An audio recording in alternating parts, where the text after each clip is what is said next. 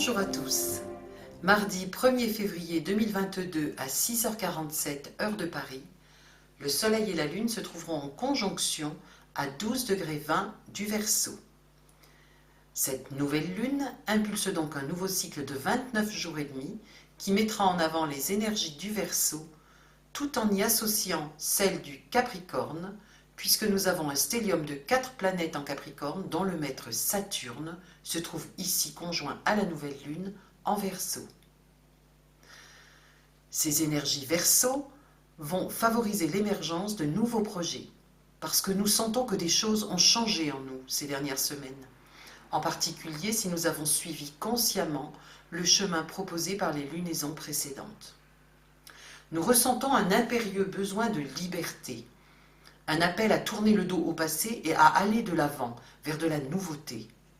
Cela peut signifier la décision de changer de voie professionnelle, cela peut être un changement de notre vision de la société qui se fait jour, avec l'envie de nous impliquer dans un groupe, dans une association, dans un mouvement politique, là où nous pouvons nous retrouver avec d'autres personnes qui portent les mêmes idéaux que nous et avec lesquelles nous allons travailler à un projet qui va apporter de la nouveauté dans le monde, ou plus modestement, dans notre environnement et notre entourage plus immédiat.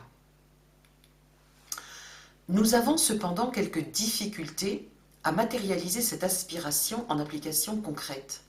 Uranus, maître du Verseau, est en Taureau, carré à la nouvelle Lune.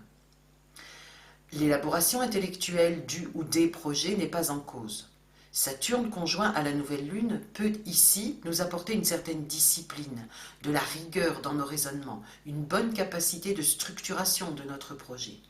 Mais il est en forte résonance avec les 4 planètes et l'ascendant qui se trouvent dans son premier signe de maîtrise, le Capricorne. Pour rappel, le Verseau est le 2e domicile de Saturne. C'est donc un Saturne très puissant qui va contenir les élans uraniens, de même que notre désir d'agir, Mars étant l'une des 4 planètes du stellium en Capricorne. Sur le plan collectif, il peut représenter l'autorité de l'État qui tente de nous castrer, pourrait-on dire. En effet, une nouvelle naissance de soi est signifiée par Uranus sur la cuspide du fond du ciel, et Saturne forme un carré avec Uranus. À cela s'ajoute le quinconce de la nouvelle Lune à la Lune noire en Cancer, sur la cuspide de la maison 7, maison de la relation. Nous pouvons parler d'un défi d'initier de nouvelles façons de nous relier les uns aux autres, du fait d'une peur profonde qui trouve sa racine dans la peur de la mort. Sens de la Lune noire en Cancer, signe de la naissance, de la protection et de l'émergence de la conscience de soi. Mais nous avons une énergie aidante pour relever ce défi, affronter notre peur et donc aller de l'avant, librement, vers une nouvelle façon d'être en société, d'élaborer de nouveaux projets. Cette énergie, c'est celle de Chiron en Bélier. Le sextile de Chiron à la nouvelle Lune apporte une forte capacité d'indépendance et d'autonomie et nous fait avancer sur le chemin de l'individualisation et donc de confiance en nous et en nos capacités. Par ailleurs, Chiron se trouve être planète focus du T carré avec la Lune noire et Vénus-Mars en conjonction. Dans cette carte du ciel, le carré Chiron-Lune noire est celui qui a l'orbe le plus serré, 1 degré 1 minute. Il est donc le carré libérateur, non seulement de l'opposition Vénus-Mars-Lune noire, mais également de tout le thème. Chiron, c'est ici la guérison de notre individualité, c'est-à-dire le délestage de tout ce qui n'est pas authentique en nous, de tout ce que nous avons accepté de l'extérieur, comme pensées, croyances, modèles de comportement, qui en fait ne nous correspondent pas et avec lesquels nous ne sommes pas en accord. Chiron en Bélier, c'est nous retrouver, c'est nous souvenir qui nous sommes véritablement. Cela nous libérera de nos peurs, y compris de la peur de la mort. À partir de là, nous retrouverons le pouvoir sur nous-mêmes et nous ne dépendrons plus d'une autorité extérieure pour savoir ce qui est juste et bon pour nous. À remarquer, Vénus est repassée en mouvement direct le 30 janvier. La phase d'introspection pour revisiter nos valeurs lors de sa rétrogradation est maintenant terminée. De même, Mercure va également repasser en mouvement direct très prochainement, le 5 février. Là aussi, la phase d'introspection concernant nos schémas de pensée et notre façon de communiquer arrive à son terme. Lors de la prochaine pleine lune, il sera passé sur Pluton et se trouvera en Verseau. Dans ce ciel de nouvelle lune, avec Mercure rétrograde conjoint à Pluton, nous voyons que cette transformation de notre pensée et de notre communication bénéficie d'une forte intuition, du fait d'un sextile avec Neptune en Poisson. Et Mercure-Pluton se trouve être trigone au nœud nord, récemment entré en Taureau. Tout se met bien en place pour la préparation d'un nouveau départ qui s'élabore avec cette pleine lune en Verseau, mais qui se manifestera véritablement seulement au printemps avec la lunaison en Bélier. Le triangle mineur formé par Vénus-Mars trigone Uranus avec Jupiter focus en sextile nous apporte une grande dose d'enthousiasme et amplifie l'énergie de renouveau de nos valeurs et du désir de les manifester. Dans ce thème, nous pouvons voir une autre configuration que l'on trouve cependant plus rarement. Il s'agit d'une enclume. Elle est formée de 2 carrés générant un sextile et un trigone. Cette configuration demande un travail sur soi qui permettra une grande purification de notre être. Le travail à faire est indiqué par les carrés. Nouvelle lune Saturne avec Uranus et Mars-Vénus avec Chiron. Le sextile nouvelle lune avec Chiron et le trigone Mars-Vénus avec Uranus montrent des opportunités qui résulteront de ce travail. Mais le point le plus important à mes yeux est la position de l'issue de cette configuration. Issue qui se situe au mi-point du trigone de l'enclume, en l'occurrence ici à 8 degrés 15 minutes des Poissons.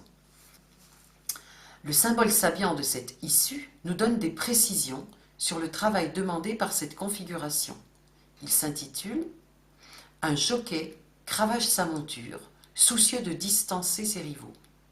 La dominante est « Intense mobilisation d'énergie et d'intelligence, suscitée par la quête de la réussite au sein de toute action sociale touchée par l'esprit de compétition ».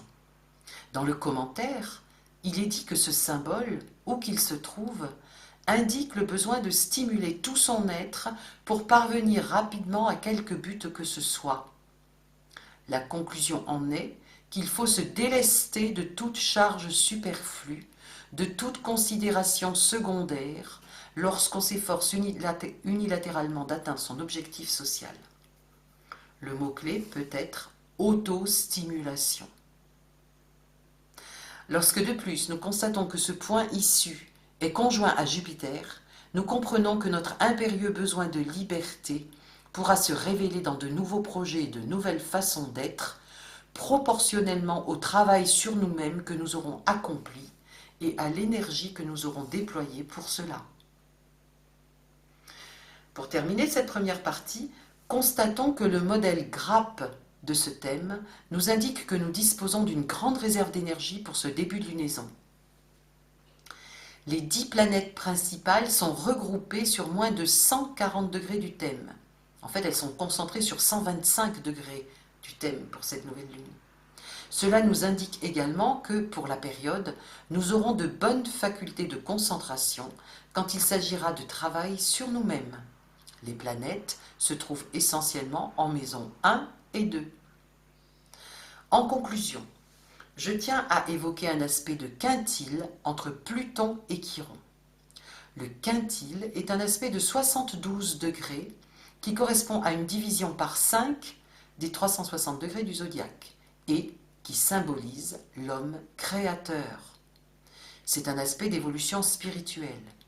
Ici, la transformation radicale et définitive portée par Pluton est reliée à la guérison de notre individualité, au fait de devenir chacun l'être unique que nous sommes, pleinement authentique et libre.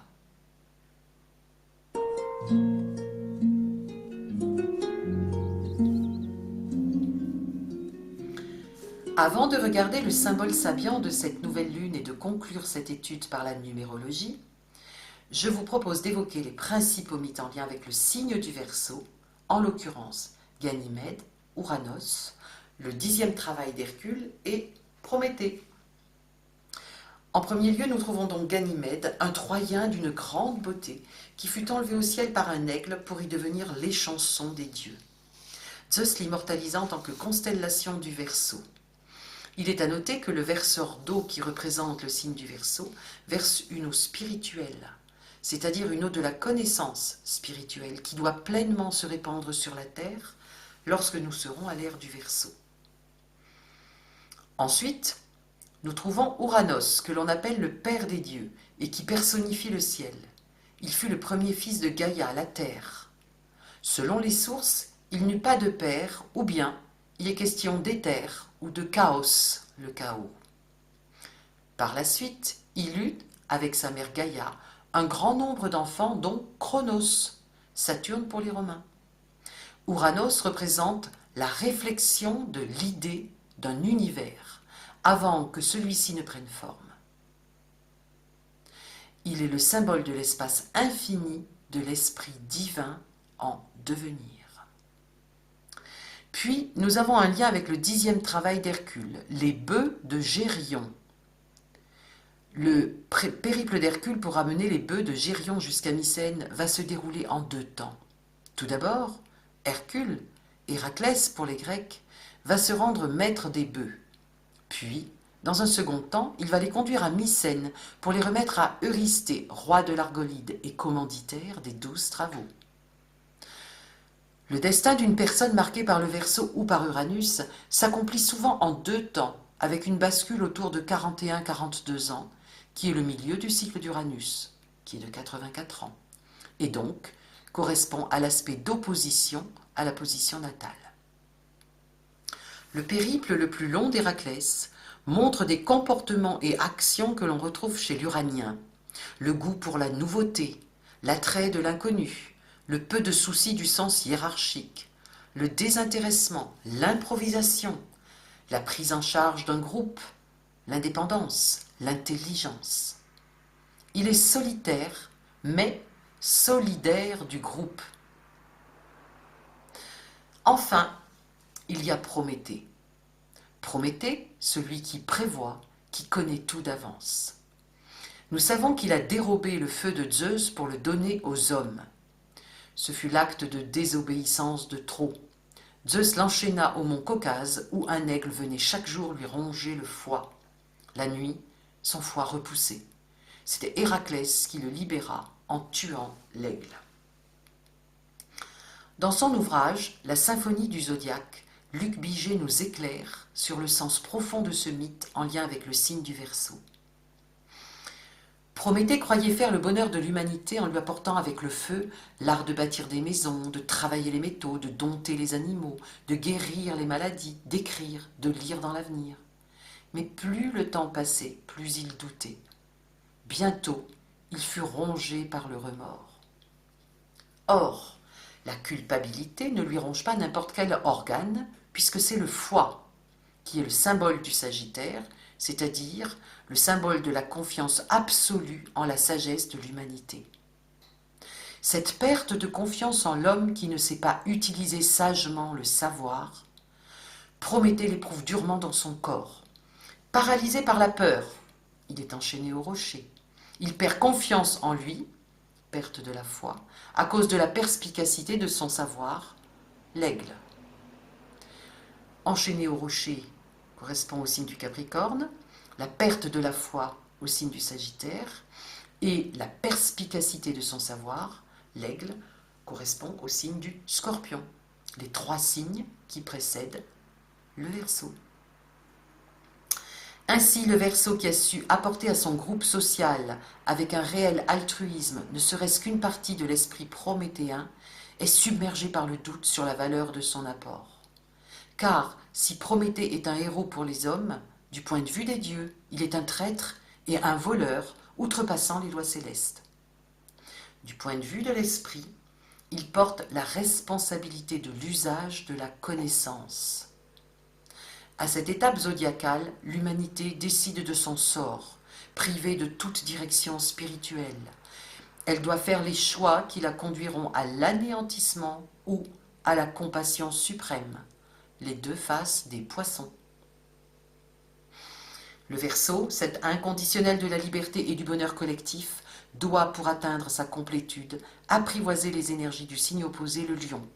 C'est en devenant confiant et sûr de lui-même qu'il pourra se mettre de façon juste au service de l'humanité.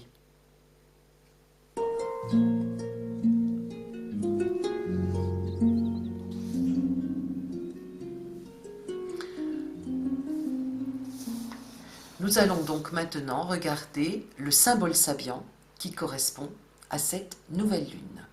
Pour une position à 12 degrés 20 minutes, nous regardons donc le 13e degré. Le 13e degré du Verseau est intitulé « Un baromètre ». La dominante est l'aptitude à découvrir des données essentielles de la nature permettant de faire des plans à l'avance. Faire des projets pour un avenir proche est possible parce que le potentiel de l'avenir opère déjà au cœur du présent. Ce degré nous enseigne qu'il est de la plus haute importance de partir à la recherche des causes, quels que soient les moyens et à quelque niveau de conscience que ce soit. Cette recherche implique que l'on soit attentif aux phénomènes cycliques. Le mot-clé de ce symbole est « anticipation ». Nous voyons là une confirmation de préparation consciente, bien construite et porteuse d'évolution, de projets s'appuyant sur notre capacité à innover tout en tenant compte des parcours du passé, justement pour les dépasser. L'intuition de l'avenir est ici suggérée et elle est partie intégrante de notre préparation, de l'élaboration de nos projets et, pour rappel, de projets en priorité à visée collective.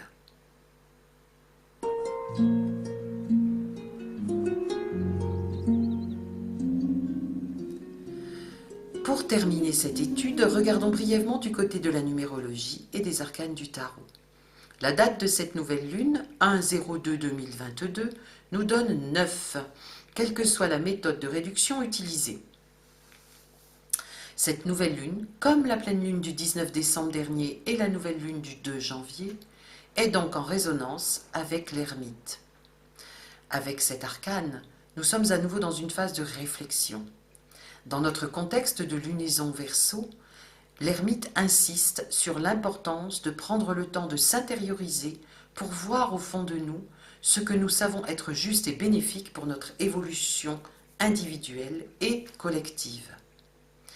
Cherchons à recontacter avec sérieux, avec patience, notre sagesse enfouie plus ou moins profondément en nous, afin de mener à bien les projets nouveaux auxquels nous sommes en train de donner forme. J'arrête là l'étude de cette nouvelle lune et vous remercie pour votre écoute. Je vous souhaite une très belle nouvelle lune. À bientôt.